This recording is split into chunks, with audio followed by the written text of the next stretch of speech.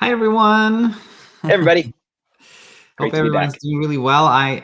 How's the weather where you are, Michael? I know all across the country is like super cold. Yeah, well, not super cold, but rainy, and it's cold, but not like super cold. Some Oh, yeah. people are really struggling with that. But I yeah, know. waiting for spring. Portland, all the way from Portland Yeah, down to Texas and stuff. So I hope everybody's safe and as warm as can be. yeah. But yeah, let's take a look at three questions hmm or three hmm messages today. And before we do, want to announce that me and Coach Michael, we noted that that for a lot of people, like one-on-one coaching is good, especially when you're very anxious, because being in a hmm group can sort of take you in different directions. So we lowered the price from first it was 129 and 250, now down to 89, only hmm 89. I think this is honestly really great value for our self-coaching master Yeah. program, which is a group option. So I think it's really great for anyone that is like, if you're having some trouble sleeping, or you just want to learn about sleep, and you're hmm not like really really anxious, then it's probably better to go for like bedtime or one-on-one. But hmm if you're not that anxious, you want to learn about sleep, and also you want that group support, for hear from other people that are in the journey, and from our coaching certification coaches as well. I think the Yeah, self-coaching program brings a lot of value, right? absolutely. Yeah, it's great to have those coaches right there and working with the students. Perfect. So everyone who's interested, let's see if I have this banner here. Anyone who's interested in that self-coaching master program, check it out on our website. And also, if you think I'd like one-on-one coaching, then head over to Bedtime on your app store. hmm Cool. So let's answer some questions here. The first one is from Lara, who I think I replied actually the other day. So let's read this. Hello, Daniel. Thank you a lot for your answer on YouTube. It helped me a lot. My other question is, if I get sleeping meds from my doctor, how can I know that from then I enter in a deep sleep and not only stage 1 or 2? Is it important for me to be in deep sleep or not? And can this bring SFI? Sorry, just try to understand a bit more. Thanks a lot. Anytime. And this is common questions about sleep stages and medications, etc. What are your immediate thoughts, Michael? Well, my first thought when I read that email was there's no way that anyone can know what stage of sleep they're in, or how much of any stage of sleep they got during the night, unless you have an EEG machine in your house, which most people don't. There's no way you're going to know. And those, wrist sensors, they're really very rough surrogates of sleep. They're just very rough estimates. It's not really particularly accurate. And your brain just kind of takes care of it. If you need more deep sleep, your brain will get more deep sleep. And it's not something you can track or monitor. You might feel a certain way. Like, I don't know, a lot of clients, you probably experience this. They say, like, I felt like I slept really deep the other night. And maybe they had more deep sleep, maybe they didn't. There's no way to know. They just have this kind of feeling, but those feelings can be really, like, not fleeting, but they can just be kind of like not really tied directly to, like, your brain waves, right? Your sleep physiology. They can just be influenced by other things, I guess, is what I'm trying to say. So, like, if you didn't struggle with your sleep, you might feel like you slept great, and maybe you got very little deep sleep because your brain didn't need deep sleep. And then someone might have gotten deep sleep and then feels like they didn't sleep that well. And medications, actually, a lot of them, there's a couple classes that kind of affect your deep sleep, like, adversely. Like, they kind of like suppress your deep sleep a little bit. So, those are just kind of my initial thoughts when I read the email. Yeah, and same things here. I think from my perspective, I see a lot of people who has had a sleep study where you have checked their EEGs and everything, and I'm sure on your end you probably have a lot of patients that you run a sleep study on, and then you kind of check how do you feel you slept or something on their way out or something like that.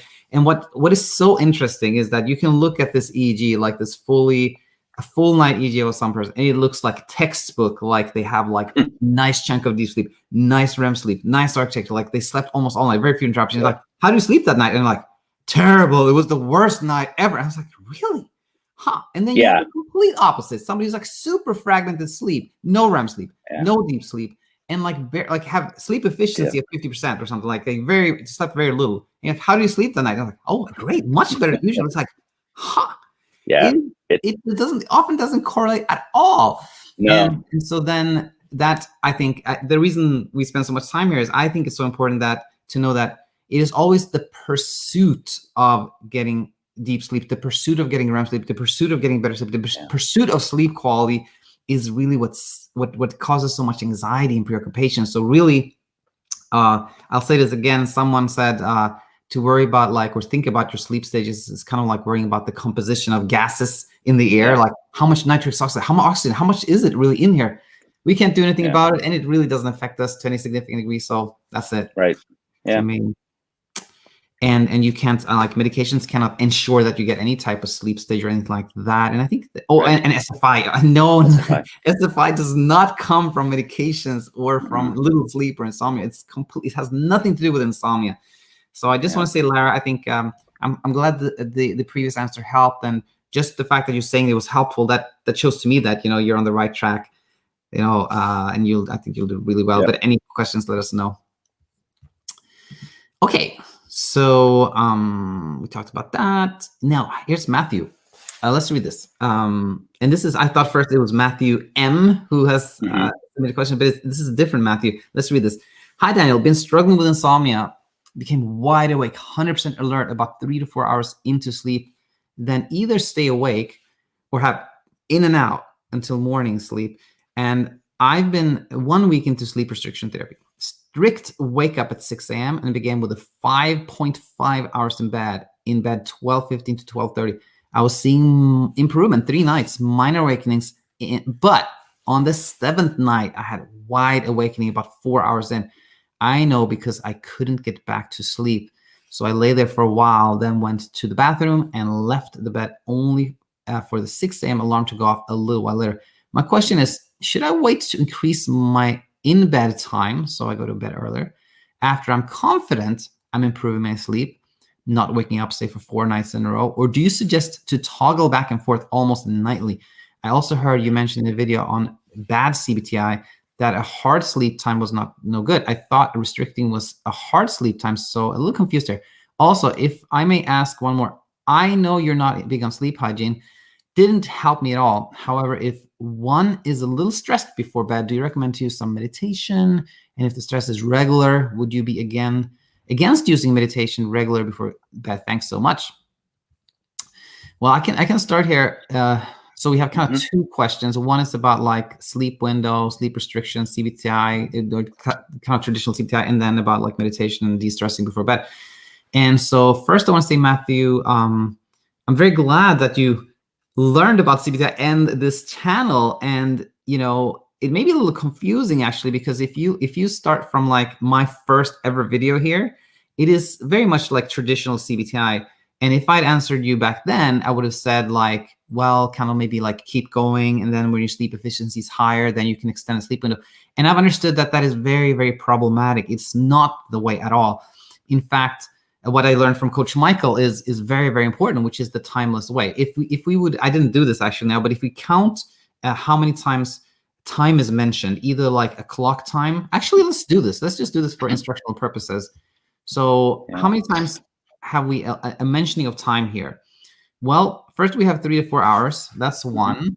And then we have 1 week. That is 2. And then we have 6 a.m. here. That's 3. And then we have 4. And then we have 5. And then we have 3 nights, which is 6.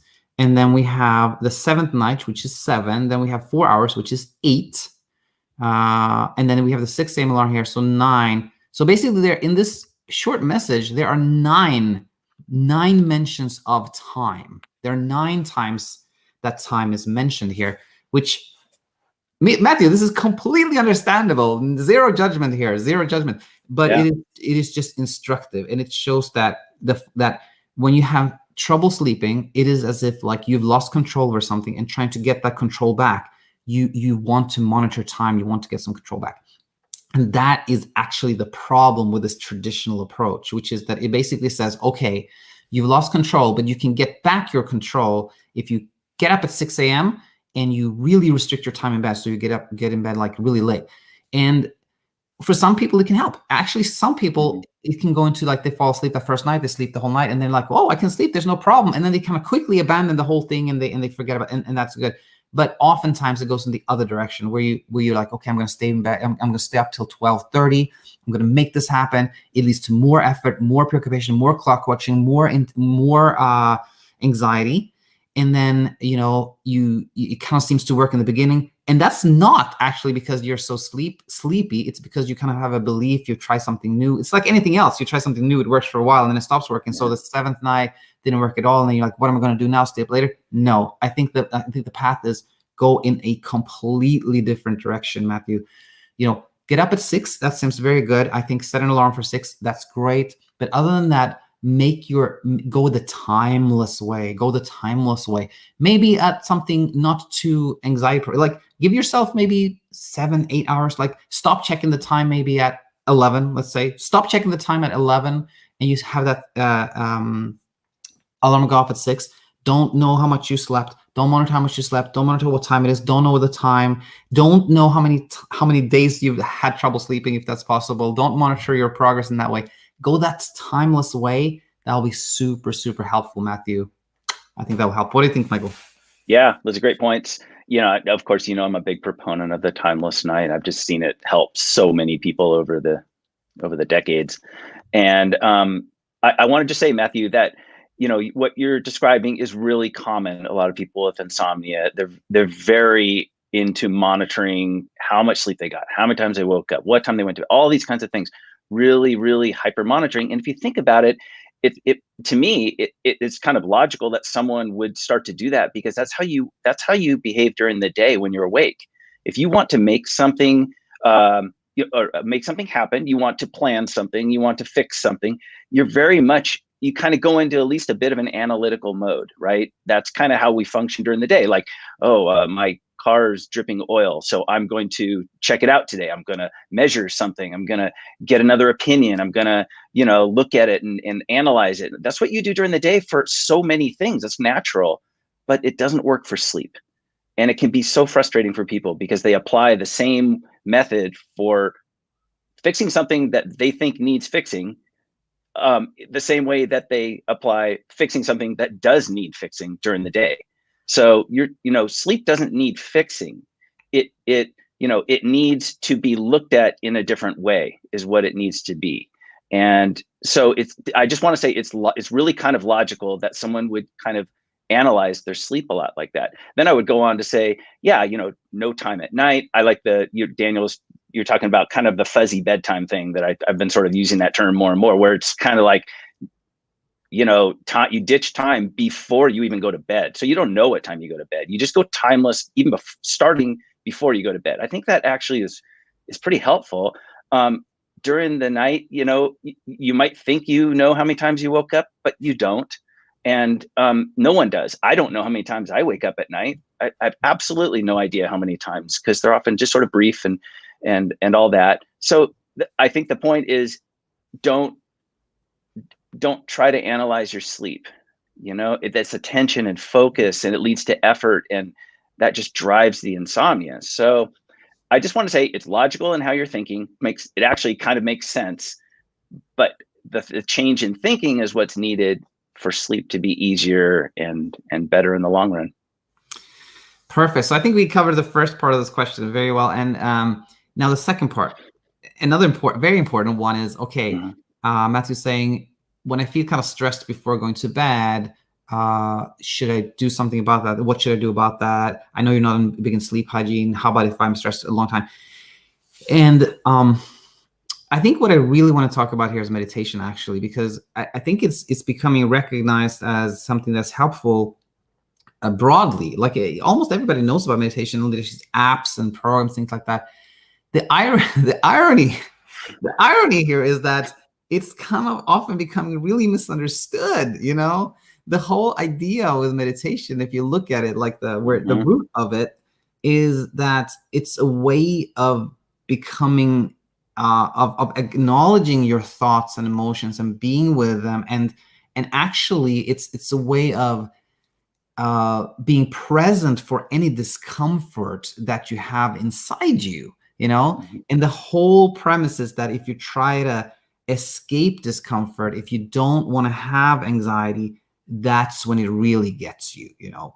So naturally, when you feel stressed in the evening, you're kind of worried about going to bed, which is so common because insomnia is driven by fear. And now you have this bedtime coming up and your fear kind of escalates. Naturally, like, this is very unpleasant. I don't want to have that. Maybe I should meditate. Again, a very natural thought.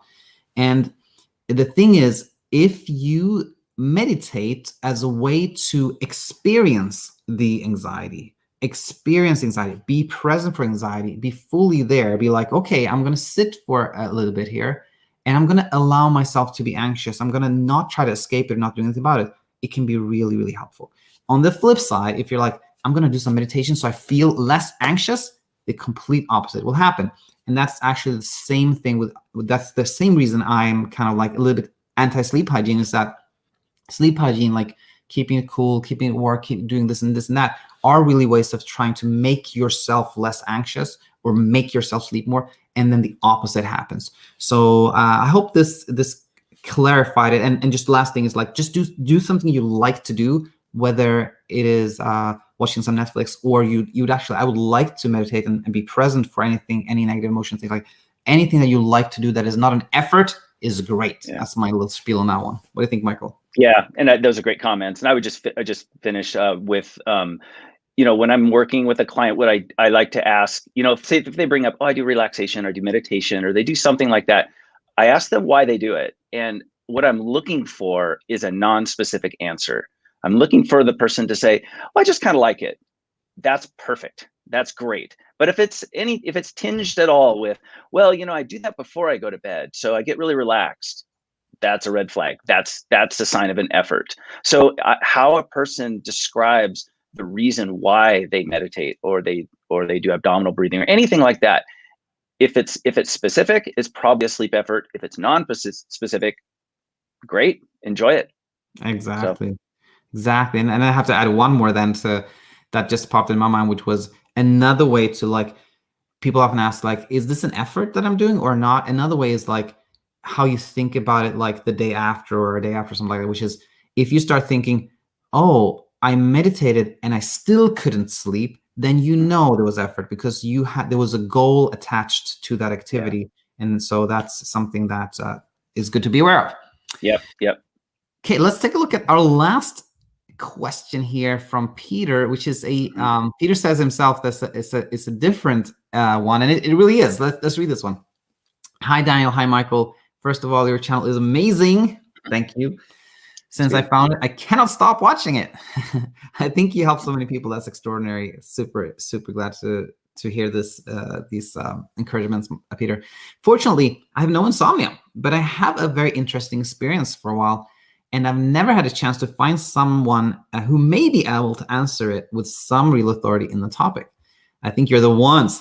No pressure.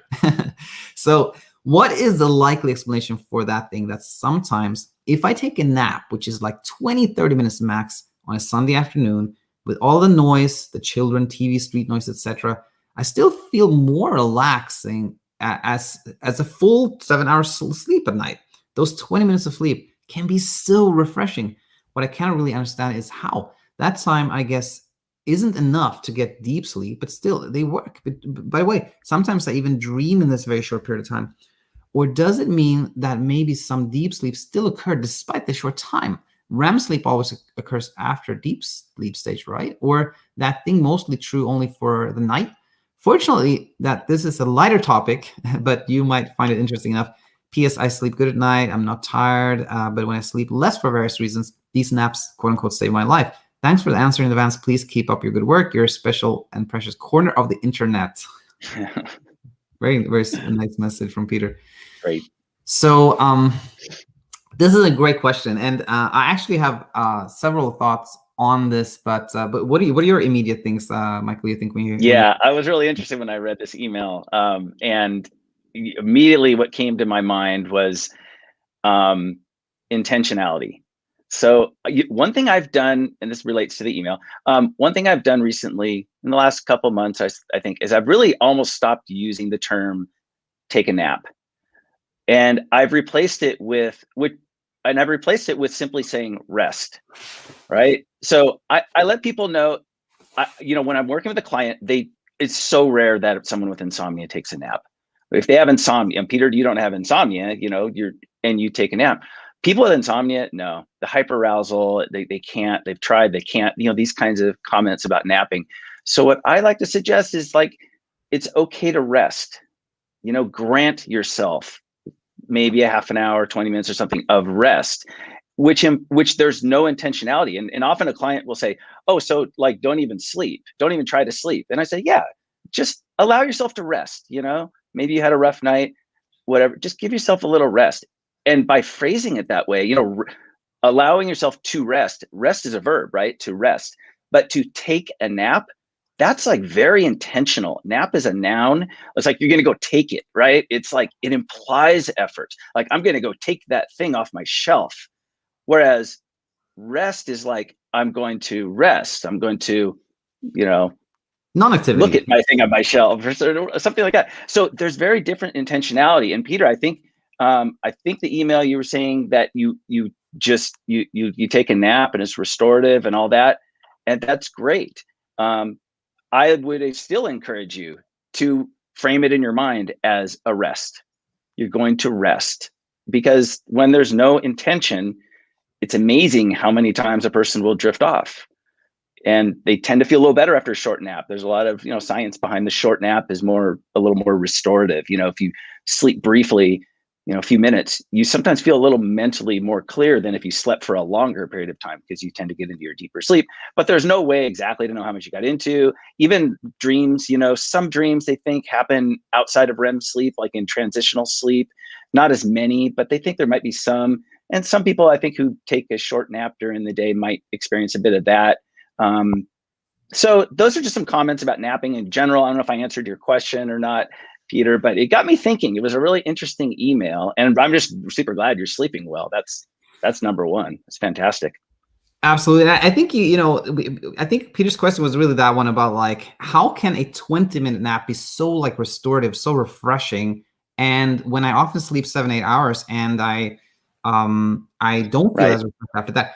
And so actually there was another reason I thought about now that could explain this. So firstly, I would just want to comment on what Michael said here about like the duration of a nap. If you have a longer nap, then you may go into a little bit deeper sleep. And again, like we talked about earlier, I don't think it's very interesting at all, like theoretically, like technically exactly what sleep stage you are, but we'll just say deeper as in kind of like, generally is in a general term, in a deeper sleep. And when you wake up, it takes a little bit longer time for your brain to transition into wake mode, and you can feel more kind of like groggy after that. But if it's a shorter nap, 20-30 minutes, then you may not have had that deep sleep, and it's easier to kind of like start your day again. Yeah. But okay, so from a circadian rhythm perspective, if we look at that, let's say your alarm typically goes off at like 6 a.m. in the morning. Well, the body is not producing much of those kind of alerting signals that are counteracting the increasing levels of sleepiness and fatigue that we have simply by being awake. So by waking up and being awake throughout the day, we kind of like we do accumulate sleep drive, like our body becomes more tired, and the body also counteracts that by producing these like alerting signals. And that's why we often feel great at 9-10 p.m. We can function very well there. And when you wake up early, maybe your alarm goes off, then your body doesn't have much of these alerting signals because it's early. It doesn't need to produce those, which makes often a lot of us wake up early and we feel kind of tired still, and like we slept a good chunk, but we still kind of feel tired because the body isn't producing those alerting signals. When compare that with a nap, you may take a nap at 2 p.m. When you wake up, your body's actually in pretty alert mode. That could be one reason the short nap feels very refreshing. Now, there's a second one, and I had to, I went kind of deep when I wrote this book many years ago, Sleep 101. This was one of the exact topics I wanted to cover, because I was also curious about that, because even like a very brief nap, like 5-10 minutes, have been shown to kind of improve cognitive function, like a little later on, which now I'm a little bit more skeptical about all that research. So I don't know to what degree, but we all have experienced, a lot of us experienced like a brief nap can be refreshing. How can that be? Well, in this book, I found that I talked about this on page 90, anybody's interested, about how like in the hypothalamus, there supposedly is like these wake active and sleep active neurons that kind of like that you kind of count, they regulate each other in a way. So the when the wake neurons are active during the day, they not only are, like their main action is actually to inhibit the sleep active neurons. And then there's this sort of like, but they become more, they fire and fire during the day, but then they become more tired and tired of firing. And after a while, they're so tired that they can't inhibit these guys anymore. And then the sleep active neurons now become active and fire and inhibit these other guys. And then that's how like how that wake to sleep transition is regulated, supposedly. And now, so what happens when you can take a nap is that these wake active neurons has started to become a little tired. So you take a nap, and then these sleep active neurons are active for a while. But when these wake active neurons are back again, then they're kind of refreshed. So that's why you can feel really good after a nap. Now, I just mentioned that because it was an interesting theory, but I've become very skeptic about that whole thing, to be honest with you. And I think so that was kind of like almost like a prelude to what I think is the most important here, which actually is how it's always like how we think about things. I think is so important. So if you contrast somebody who's struggled with sleep and who actually, has a lot of fear around sleep, etc., and they fall asleep during the day, maybe unintentionally, they sleep for 20, 30 minutes, and they wake up and they're like, oh no, I destroyed my chances of sleeping. What did I do? I shouldn't have taken a nap. They feel terrible. They feel tired, hopeless, frustrated, angry, fatigued, because how they think about the nap.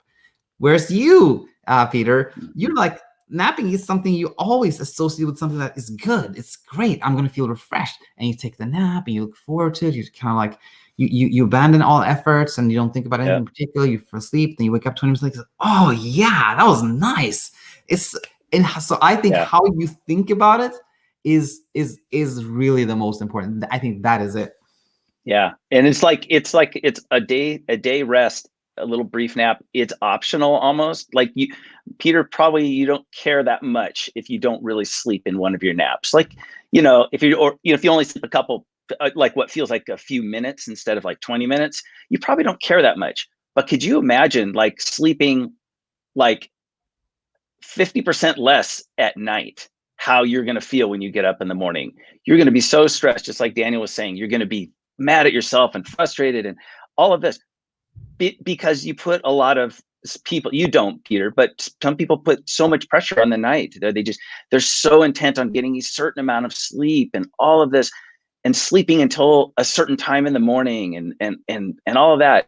Where a nap or a rest, it's very kind of optional and it's not a big deal if you don't really sleep very much.